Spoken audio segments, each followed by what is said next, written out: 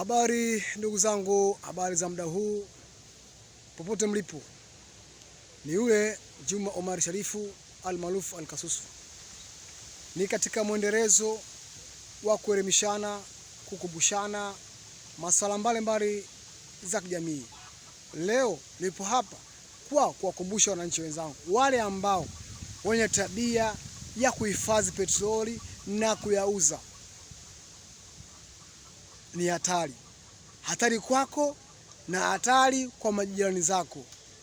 Ijapokuwa faida unaiona, unapata fedha kupitia mauzo ya hayo mafuta ya petroli, lakini ikilipuka, wewe pamoja na familia yako na majirani ambao wanakuzunguka wataungua wote. Sasa jukumu lako wewe na mimi ni kuacha mara moja kuhifadhi ndani petroli.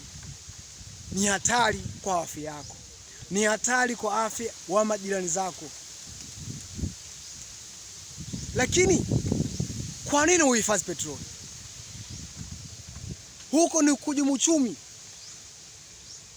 Petroli inapatikana katika vituo vya mafuta, lakini si wewe mtu binafsi, raia wa kawaida, kuuza mafuta petroli nyumbani kwako. Ni kosa la kisheria. Ukikamatwa, adhabu yake ni kubwa. TRA watakukamata, polisi watakukamata. Kwa nini upate shida? Nikasema nije hapa tukumbushane.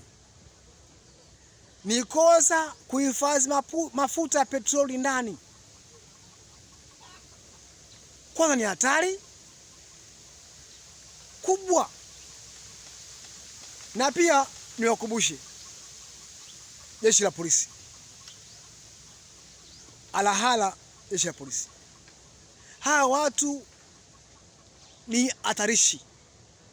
Pia inawezekana raia wakanunua wakafanya matukio maovu kupitia wao.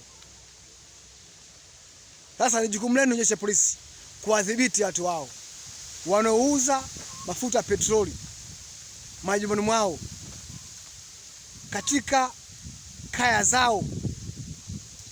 Wanafahamika, ni wapo. Kwa hiyo nikasema hapana, nije hapa tukumbushane. Inawezekana ufahamu, lakini kuna msemo unasema usiofahamu sheria sio utetezi wa kosa unaolifanya. Asante sana. Juma Omar Sharifu.